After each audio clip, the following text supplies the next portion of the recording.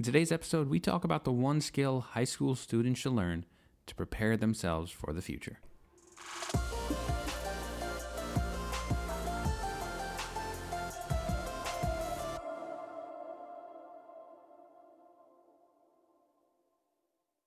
In our last episode, we talked about the 3 skills that would help you succeed in any career that you choose. However, like all skills, it takes time to develop them. So if I had to go back and choose which one of those 3 skills I would develop first, I would say it would be the ability to learn, or put another way, learning how you learn. Now, the big problem here is that high school is a strange time for most children. Puberty, crushes, and boring teachers create the perfect storm for kids to miss out on valuable learning opportunities. I can't tell you how many times I've personally had my eyes glaze over because I was just so bored and I would be thinking about playing sports or playing video games. Now, looking back, I can honestly say that I learned very little information in high school. And really, my primary goal there was to bring home good grades, right? My motivation was skewed towards proving that I knew something instead of actually knowing it. Essentially, I would learn how to repeat enough to pass a test instead of being able to actually critically analyze and solve a problem. Now, that story might be eerily familiar to most of you. We attend school to pass classes and get good grades and never actually think about what the real purpose is of school. Most kids, when they struggle with a topic, default to one thing. When am I ever going to use this in real life? It's a totally valid question. And the sad part about it is that question is poorly answered by most people. But when it is answered properly, it frames the importance of education and could really change a child's perspective on learning. See, the real purpose of school and the motivation we should have is that school should drive our ability to do one thing: learn how we learn. I love this quote from Jim Quick. It says, "If knowledge is power, then learning is a superpower." See, the great benefit of school is that you're exposed to a wide variety of subjects and ideas that you need to analyze and understand.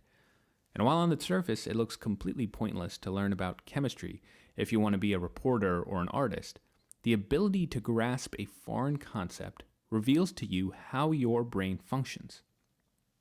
Understanding how you function and how you can quickly digest information is critical to your success in the workforce.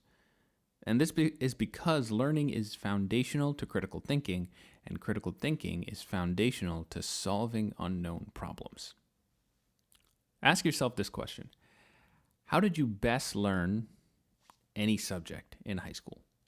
Was it through experimentation, problem solving, reading a book, or by listening to the professor? No doubt for many of you, it would be a wide range of answers. There's probably not going to be a single silver bullet that helps everyone.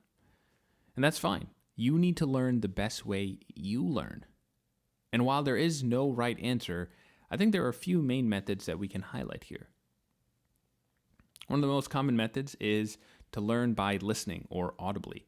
By hearing somebody say something, you're able to retain, understand, and analyze a concept well. Another common method is visually. Maybe looking at a picture or reading a book. You're able to retain the information and deploy it when you're confronted with problems. And the last common way is practically. You either need to get your hands on of an object or a subject, or you need the concept to represent a real life problem. Theoretical things don't help you. It has to make sense in reality in order for you to understand it better. And most likely, for most of you, it's a combination of parts of those 3 things. In fact, videos are a really great example of a combination, right? It's both a visual and audible tool that really helps facilitate learning. And personally, this works great for me. If I watch a video on something, I feel like I'm far more capable of retaining and understanding the knowledge than if I just simply either read it or if I just saw some pictures or if somebody was talking to me about it. Now, maybe you learn practically first. You need to get your hands on a topic. But then what really helps is after you practically get your hands on it, you hear about it, and that's what sets it in your mind. And ultimately, the only right answer is the one that helps you learn the best. The difficult thing here is that in school, though, you need to facilitate this yourself. You need to make the effort to get into your sweet spot because it is impossible and unfair for us to expect a teacher to do that every day. Think about it. With up to 30 kids in the class, a teacher can't tailor learning opportunities for every single student in different ways. They have to pick a single method and give it a go in that class. Now, they of course can change it from class to class, but the reality is that the variation will obviously not be completely effective with all the kids all the time. Now, you may argue that I'm a bit off base here because it's actually really important to learn a specific subject. However, I would say that well into our college years, we're still figuring ourselves out. In fact, I'm turning 30 in a week and I'm still figuring myself out. So instead of pigeonholing a student into saying, hey, you need to learn this one subject really well, why not give them the ability to tackle any subject? Again, going back to Jim Quick's quote, if knowledge is power, learning is a superpower. Basically, learning and having the ability to learn gives you a tool belt that lets you tackle any problem. As adults, I think we should be telling our younger generation why they're in school and why they should focus on learning how to learn. And this is because I think it'll do the same thing for them that it did for me when I finally learned how I learned. It gave me confidence. See, in life, you are constantly pursuing new challenges, and if you are constantly pursuing higher goals or new levels, you're going to be confronted with things that you don't understand and that are unknown.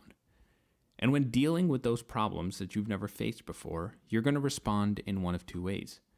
You'll either respond by saying, I've never done this before, so I have no idea what to do, and I'm going to wait for more direction. Or you'll respond, this is a new challenge, but I've been faced with new challenges my entire life, so this doesn't scare me. And you'll get started with the minimal information that you have. You either respond with courage or cowardice. And in either way, in whichever way you respond, it'll become very clear to your bosses and superiors which bucket you fall into. And as I look back on my short career, I would say that I've been given new and interesting challenges because I've demonstrated that in the face of a new challenge, I will figure it out and get it done. New doesn't scare me because I have learned how I learn. Thanks for listening, and until next time, stay proper.